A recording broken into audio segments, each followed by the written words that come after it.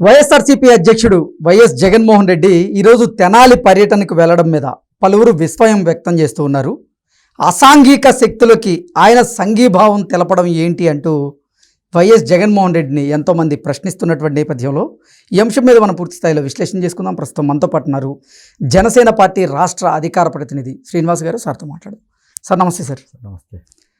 నేడు తెనాలి పర్యటనకి వైకాపా అధినేత జగన్మోహన్ రెడ్డి వెళ్లడం పట్ల కొంతమంది విస్మయాన్ని వ్యక్తం చేస్తూనే అసలు అసాంఘిక శక్తులకి మీరు అండగా నిలబడుతూ వారికి మీరు సంఘీభావం ఎలా తెలియజేస్తారు అంటూ కూడా ఆయన్ని ప్రశ్నించేటువంటి పరిస్థితి ఉంది.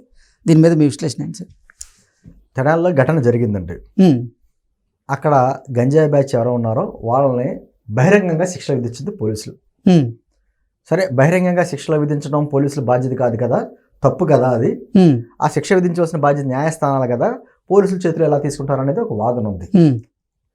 సరే, ఆ వాదనలో ఎంతవరకు ఎంత నిజం ఉందో అబద్ధం ఉందో పక్కన పెడితే ఆ ఘటనలో ఉన్నటువంటి ఆ ముగ్గురు ఎవరైతే ఉన్నారో ఆ గంజాయి బ్యాచ్, ఈ ఒక్క కేసే కాదు, అనేక కేసులు ఉన్నాయి.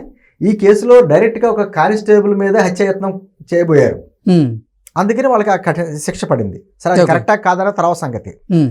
ఈ రోజున జగన్మోహన్ రెడ్డి గారు వెళ్ళి దాంట్లో ఉన్నటువంటి వ్యక్తి దళితుడు కాబట్టి ఆ దళితుడిని పరామర్శిస్తాను, దళితులకి ఈ కూటమి ప్రభుత్వం చాలా దారుణంగా వాళ్ళ పట్ల ప్రవర్తిస్తుంది అనేటువంటి మాటలు మాట్లాడుతూ ఈరోజు పరామర్శకి వెళ్తున్నాడు ఆయన. ఇదే ఇప్పుడు పెద్ద క్వశ్చన్ మార్క్. ఎందుకంటే నేనైతే ఆశ్చర్యపోవట్లా. జగన్మోహన్ రెడ్డి చేసినటువంటి పరామర్శలు కావచ్చు, జగన్మోహన్ రెడ్డి చెప్తున్నటువంటి మద్దతు కావచ్చు, ఎటువంటి వ్యక్తులకు చేశాడో మనం చూసాం. గతంలో అరెస్టులు జరిగిన సోషల్ మీడియా సైకోల మీద వాళ్ళని కూడా ఏమన్నాడంటే సోషల్ మీడియా యాక్టివిస్టులు అన్నాడు. అందమైన పేరు పెట్టాడు. వాళ్ళ మాట్లాడే భాష అద్భుతమైన భాష ఆయనకి. అదేవిధంగా చాలామంది జైల్లో వాళ్ళ పార్టీకి సంబంధించిన వ్యక్తులు ఎవరైతే సంఘ విద్రోహ చేతులుగా పనిచేశారో వాళ్ళందరినీ పరామర్శలు చేసుకుంటూ వస్తాడు. ఈ రోజున ఆ ఘటనకు సంబంధించి హత్యాయత్నం కేసు ఎవరైతే చేయబోయారో కానిస్టేబుల్ మీద, కానిస్టేబుల్ భార్య వచ్చి బయటకు వచ్చి మాట్లాడింది, నేను దళితురాలనే, నా భర్త మీద హత్యాయత్నం చేయబోయారు వాళ్ళు గంజాయి మత్తులో. వాళ్ళు ఈ తెనాలి పరిసర ప్రాంతాల్లో వాళ్ళ మీద చాలా పలు కేసులు ఉన్నాయి. అటువంటి గంజాయి బ్యాచ్ ని ఏ విధంగా జగన్మోహన్ రెడ్డి గారు పరామర్శిస్తారు? నిజంగా దళితులు అనేటువంటి భావన జగన్మోహన్ రెడ్డి గారికి ఉంటే మరి ఈవిడ కూడా దళితురాలే కదా, ఈవిడ కూడా పరామర్శించాలి కదా వెళ్ళి. మరి ఈవిడ పరామర్శించకుండా కేవలం ఆ గంజాయి బ్యాచ్ని పరామర్శిస్తున్నారంటే దాని అర్థం ఏంటంటే సంఘ విద్రోహ శక్తులను పెంచి పోషించింది వైఎస్ఆర్ కాంగ్రెస్ పార్టీ. ఈ రోజుకి వాళ్ళు కావాలని వాళ్ళ వెనకాల కులమో మతమో ఏదో కార్డులు వాడి వాళ్ళందరినీ కూడా ఏకం చేసేటువంటి ప్రయత్నం చేస్తుంది. దానిలో భాగంగానే ఇది. నేనేమనుకుంటానంటే ఓ దొంగోడ మనసు దొంగోడికి అర్థం అవుద్ది, ఒక సంఘ విద్రోహ శక్తి మనసు ఇంకో సంఘ విద్రోహ శక్తికి అర్థం అవుద్ది, అలాగే ఇటువంటి దుర్మార్గులు మనసు ఇంకో దుర్మార్గుడికి అర్థం అవుద్ది. వాళ్ళ పలకరించుకుంటారు. అసలు ఈ రోజుల్లో నిజంగా సమాజంలో ఒక మనిషి తప్పు చేయడం, ఆ తప్పును కప్పుచ్చుకునేందుకు కులం అనేటువంటి కార్డునో మతం అనేటువంటి కార్డునో తీసుకురావడం, అసలు ఏంటి దీన్ని ఎలా చూడాలి? ఆంధ్రప్రదేశ్లో ఈ పరిస్థితి ఎందుకు ఇంత దారుణంగా తయారైంది? మొదటి నుంచి ఉందండి, అన్ని చోట్ల ఉంది. ఉత్తర భారతదేశంలో అయితేనేమో ఉత్తరప్రదేశ్లో ఎక్కువ ఉంది. దక్షిణ భారతదేశంలో ఆ కులం పిచ్చి దరిద్రం అంతా కూడా మన ఆంధ్రప్రదేశ్లో మరీ ఎక్కువ ఉంది. ఈ ఆంధ్రప్రదేశ్లో మన పక్కన తెలంగాణ కూడా అంటించిన వాళ్ళు కూడా ఆంధ్రప్రదేశ్ ప్రజలే. దీంట్లో మొహమాటం లేదు, కులపిచ్చి.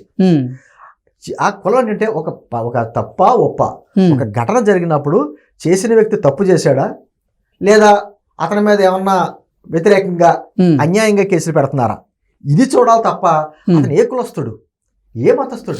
రిజర్వేషన్లు కల్పించింది కులాలకి అనుకూలంగా ఇచ్చేసింది ఏంటంటే వాళ్ళ అప్పటి పరిస్థితుల నుంచి బయటపడతారని కల్పించారు. మర్డర్లు చేయడానికో మానభంగాలు చేయడానికో రిజర్వేషన్ కృష్ణ గారు కులాలు కాదు కదండి. ఇప్పుడు దళితులకి వాళ్ళ రక్షణ గురించి వాళ్ళ ఆత్మగౌరవాన్ని కాపాడడానికి రిజర్వేషన్స్ వచ్చినాయి. దాంతోపాటు కొన్ని చట్టాలు కూడా వచ్చినాయి. వాళ్ళని కులం పెట్టి దూషించినా ఇది ఇచ్చినా పలానా చట్టం కింద అరెస్ట్ చేయమని వచ్చినాయి. కానీ దాన్ని మిస్యూజ్ ఎంతవరకు చేయాలో అంతవరకు యూజ్ చేశారు. కొంతమంది రాజకీయ నాయకులు కూడా యూజ్ చేసుకున్నారు. నాకు తెలిసిన ఒక ఊరిలో అగ్రకుల నాయకుడు చుట్టూ కొంతమంది బ్యాచ్ని గంజాయి బ్యాచ్ కింద ఎస్సీ ఎస్టీ సంబంధించిన దళిత సామాజిక వర్గ కులాలు పెట్టుకుంటాం.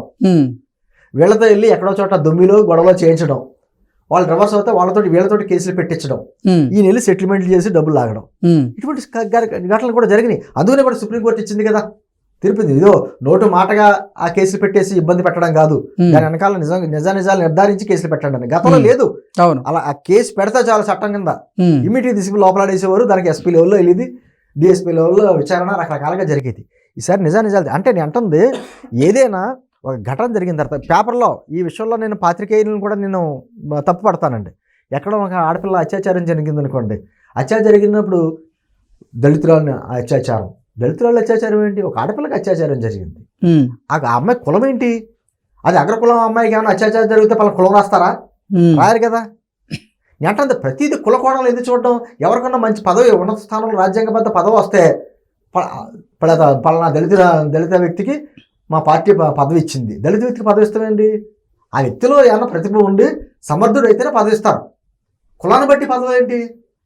ఇది పెద్ద చర్చ అండి. ఎందుకంటే కులం కూడి పెడతాదా అని అంటారు చాలామంది, కానీ భారతదేశంలో కులమే కూడి పెడుతుంది మొహమాట లేకుండా. ఆ కులమే అంటే ఆ కులం ఏమైపోయిందంటే కొంతమందికి ఏమో కాచుకొండలాలు అయిపోయింది, కొంతమందికి ఏమో గుదిబండలు అయింది. కులం కొంతమంది కాచుకొండలాలో, కొంతమంది గుదిబండలు. ఇది వాస్తవం. కులం లేదు, కులరహిత సమాజం గురించి మాట్లాడతాం, అంబేద్కర్ ఆశయాలు, రకరకాలుగా మాట్లాడుకుంటాం, కానీ ఎన్ని వాస్తవ రూపం ధరించలేదు. ఈ రోజు జగన్మోహన్ రెడ్డి గారు మాజీ ముఖ్యమంత్రిగా చేశాడు. ఆయన ఓ బాధ్యత కలిగినటువంటి ఒక పార్టీకి అధ్యక్షుడు. అక్కడ ఘటన జరిగింది, ఘటన జరిగిన వ్యక్తులు ఎటువంటి వ్యక్తులు, వాళ్ళ రకాల నేర చరిత్ర ఏంటి, వాళ్ళు ఏం చేశారు, ఎందుకు పోలీసులు ఆ విధంగా అంత రియాక్ట్ అవ్వాల్సి వచ్చింది, ఎక్కడన్నా ఒకసారి పరిశీలన చేశాడైనా? కేవలం ఏంటంటే కూటమి ప్రభుత్వాన్ని బురద జల్లాలి అంటే ఓ దళిత కార్డును ఒకటి ఉపయోగించాలి. కులం ఏంటంటే అక్కడ తప్పు చేశారా లేదా దాని గురించి మాట్లాడటం. అసలు దళితుల గురించి మాట్లాడడానికి జగన్మోహన్ రెడ్డి గారి అర్హత ఎక్కడ? అసలు అసాంఘిక శక్తులకి సంఘీభావం తెలపడం ఎంతవరకు కరెక్ట్? అదే అంటున్నాను. ఇప్పుడు అక్కడ జరిగిన ఘటనలో న్యాయం ఉందా అన్యాయం ఉందా అది చెప్పాలి బాధ్యత కలిగిన రాజకీయ నాయకుడు అయితే. అంతేగాని వాళ్ళ దగ్గర కులం కార్డు ఏంటి? మరి ఈ రోజున ఆ అమ్మాయిని ఎందుకు పరామర్శించట్లేదు? నిజమే, నువ్వు దళితుల బట్టి ప్రేమ చూపిస్తున్నావు, అతను పిల్లలకి ఏదో అన్యాయం జరిగిందని నువ్వు అనుకుంటున్నావు, పరామర్శిస్తున్నావు. మరి ఆ అమ్మాయికి, కానిస్టేబుల్ భార్యకి, నా భర్త మీద హత్యాయత్నం చేయబోయారు లేకపోతే చంపేస్తే నా కుటుంబం ఏంటో, నా పరిస్థితి ఏంటని అడుగుతుంది. ఆ అమ్మాయి కూడా దళితురాలే, మరి ఆమెను ఎందుకు పరామర్శించట్లేదు? అంటే కేవలం రాజకీయ కోణం ఆలోచిస్తున్నావు, కేవలం కులం కార్డు అడ్డు పెట్టుకుని ఏదో ఓటు బ్యాంక్ సాధించాలన్నటువంటి కుట్ర నీ దగ్గర ఉంది. గతంలో చూశాను, గతంలో 2019లో వైఎస్ఆర్ కాంగ్రెస్ పార్టీ అధికారులు రావడానికి వెన్నుముకగా పనిచేసింది దళితులే. మరి అటువంటి దళితుల్ని డాక్టర్ సుధాకర్ దగ్గర నుంచి డ్రైవర్ సుబ్రహ్మణ్యం వరకు చేసిన ఘటనలు ఏంటి? ఒక దళితుల్ని చంపి పార్టీలు చేసిన వ్యక్తిని పక్కన కూర్చోబెట్టుకున్నావే, పైగా పార్టీని సస్పెండ్ చేసామని లెటర్ ఇచ్చావు, అతను పెద్దల సభ పంపే, పైగా అటువంటి వ్యక్తిని పక్కన కూర్చోబెట్టుకున్నావు, సస్పెండ్ చేసామని పేరు చెప్పి దళితులకు ఏ విధమైనటువంటి సందేశం ఇచ్చినట్టు? ఇప్పుడు ఈ రోజుకైనా మార్పు వచ్చిందా అంటే కేవలం రాజకీయంగా ఉపయోగించుకోవడానికి జగన్మోహన్ రెడ్డి ఇటువంటి కులాల మధ్య, మతాల మధ్య, ప్రాంతాల మధ్య చిచ్చు పెట్టడానికే తప్ప నిజంగా సమాజంలోని ఒక ఐకమత్యం తీసుకొచ్చేటువంటి పని అతను చేయడు, అతని వల్ల కాదు. ఎప్పటికైనా మరి అతను ఆత్మపరిశీలన చేసుకుంటాడో లేదు. నిజంగా రాజకీయ నాయకుడు అయితే అక్కడ వాళ్ళని పరామర్శించినట్టే ఆ అమ్మాయిని కూడా పరామర్శించాలి. అది జరగలేదు అంటే కేవలం కూటమి ప్రభుత్వం మీద విషం చెమ్మడానికే, బురద జల్లడానికే తప్ప మరొకటి దళితుల మీద ప్రేమ మాత్రం లేదనేది ఖచ్చితంగా చెప్పాలి. ఓకే అండి, థ్యాంక్ యూ సో మచ్.